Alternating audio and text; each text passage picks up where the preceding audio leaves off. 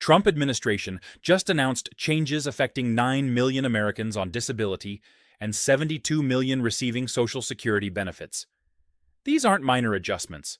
They're fundamental shifts in how the government decides who qualifies for assistance and how much you receive. If you're on Social Security disability insurance, collecting SSI, or planning to apply for disability benefits in the next year, what's happening determines whether you qualify at all. And for current recipients, these rule changes could trigger reviews that put your benefits at risk. This affects real people. Dorothy from Tampa, 63 years old with degenerative arthritis, who worked 40 years as a dental hygienist. Ronald from Michigan, 57 with heart disease after 3 decades in manufacturing. Patricia from Arizona, 59, dealing with chronic back pain from nursing. All 3 face disability evaluations under new standards that make approval significantly harder. The age factor. Getting eliminated. Biggest change involves how Social Security Administration evaluates disability for older workers. Current rules recognize that a 55-year-old construction worker with a bad back can't simply retrain for desk work and compete with younger applicants. Your age, education, and work experience all factor into whether SSA approves your disability claim. Trump administration is proposing to eliminate age consideration entirely or raise the threshold from 50 to 60. That means Dorothy, Ronald, and Patricia get evaluated identically to 30-year-olds with same medical conditions. Urban Institute analyzed this change: 20% reduction in disability approvals overall, 30% reduction for workers aged 50 to 59. 750,000 Americans could lose disability eligibility over the next 10 years because of this single rule change. That's Urban Institute calculation based on current application patterns. Think about what this means practically. You're 56 years old. You spent 30 years doing physical labor. Your body broke down. Under current rules, SSA considers that employers won't hire 56-year-olds with no desk job experience when younger candidates are available. Disability approved. Under new rules, SSA says you could theoretically do sedentary work. Doesn't matter that nobody will hire you. Application denied. Center on Budget and Policy Priorities calls this potentially the largest cut to Social Security disability insurance in American history.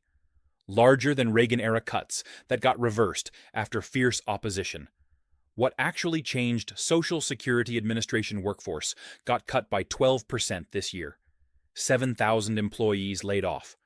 Those are the people processing your disability applications, handling benefit reviews, answering phones at local offices. Processing times were already 18 to 24 months before the cuts.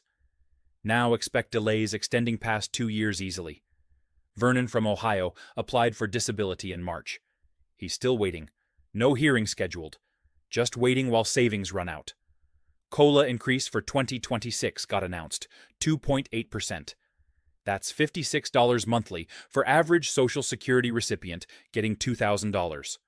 Medicare. Part B premium is jumping again, eating significant portion of that increase. Substantial gainful activity threshold increased to $1,810 monthly. That's the maximum disabled person can earn while maintaining SSDI eligibility. Earn more than that consistently, SSA considers you capable of work and terminates benefits. The review threat. Trump administration is increasing frequency of continuing disability reviews. These are periodic evaluations where SSA checks whether you're still disabled. Currently happens every few years depending on your condition. Enhanced review frequency means more paperwork, more doctor visits, more stress documenting your ongoing disability. Miss a deadline? Benefits get suspended or terminated. This particularly impacts people with conditions SSA classifies as potentially improvable. Chronic pain, mental health conditions, some autoimmune disorders. Even though many are progressive or permanent, SSA schedules frequent reviews. Margaret from Georgia has fibromyalgia.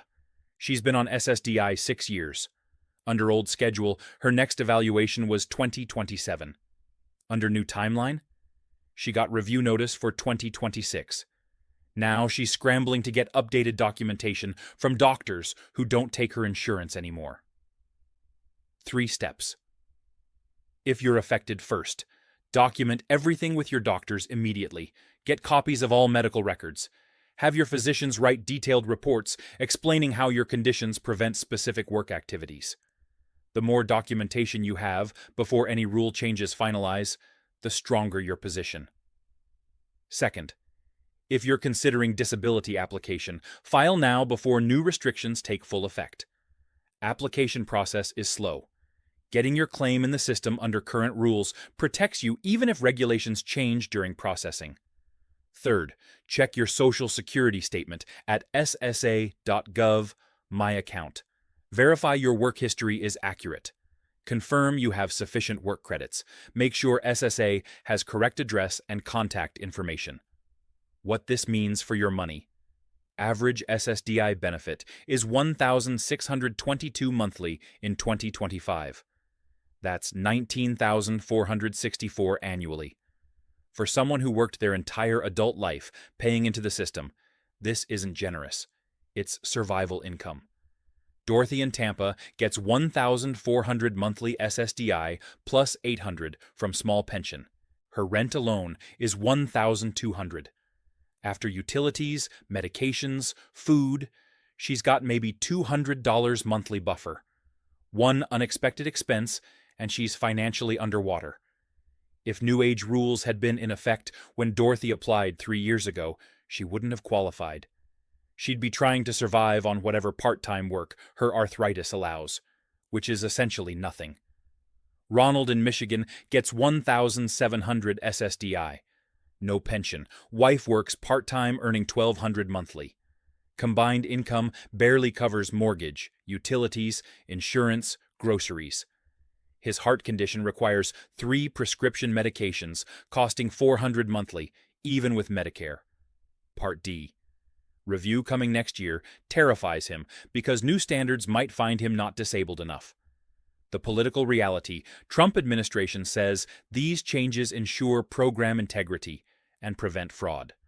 Social Security disability insurance fraud rate is less than 1%, according to Social Security Administration's own data. Overwhelming majority of SSDI recipients have legitimate severe disabilities preventing work. Democrats in Congress oppose these changes. Representative Debbie Wasserman Schultz led 165 House Democrats demanding SSA Commissioner Frank Bisignano halt the proposals. They call it backdoor cut to Social Security benefits.